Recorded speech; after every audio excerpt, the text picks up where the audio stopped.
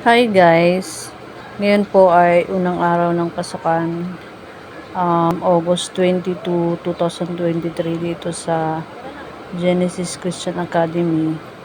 Actually dito lang yan guys, sobrang lapit lang sa amin, walking distance lang. Pagbaba ng pathwalk, ayun na. Tatawid lang ng kalsada pero hindi naman masyadong marami yung mga sasakyan. Kaya in future, kaya rin yan ng pumasok mag-isa. Nagkataon guys, yung natapat yung first day nila sa PE uniform, kaya naka-PE siya ngayon. Kailangan mo na siyang samahan. So dito yung room nila sa baba, sa tabi mismo ng canteen. Medyo excited siya dyan. Kaya trial muna siya ng mga gamit niya. Hindi mo na sila pinagdala ng mga notebooks, kahit isang papel lang daw. So hinatiran ko nga pala siya ng lunch niya kasi hindi siya kumain ng kanin pag-alis. So, picture taking muna bago pumasok at ayan.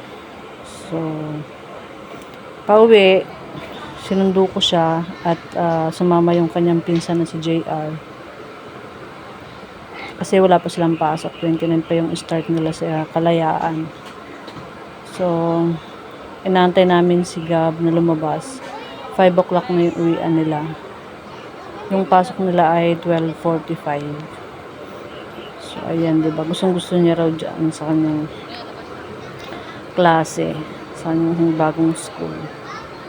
Kasi guys, transfer siya. Last time kasi, nag-try siya sa Kalayaan Elementary School. Kaya lang since aalis yung daddy niya at manganganak ako, so, walang maghahatid sundo sa kanya. Dito nag-aaral yung kuya niya, grade 9 ngayon. Kaya lang pang umaga yung schedule niya. Kaya sabi ko, pang umaga din sana siya para magsabay sila. Kaya lang panghapon si God. At ang kuya niya ay pang umaga. So, ako muna. Parang sa Einstein.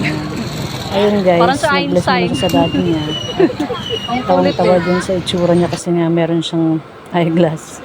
So finally guys, karating na kami sa bahay.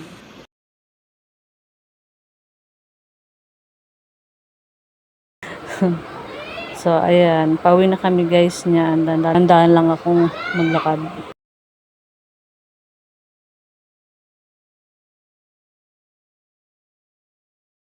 Magsulat.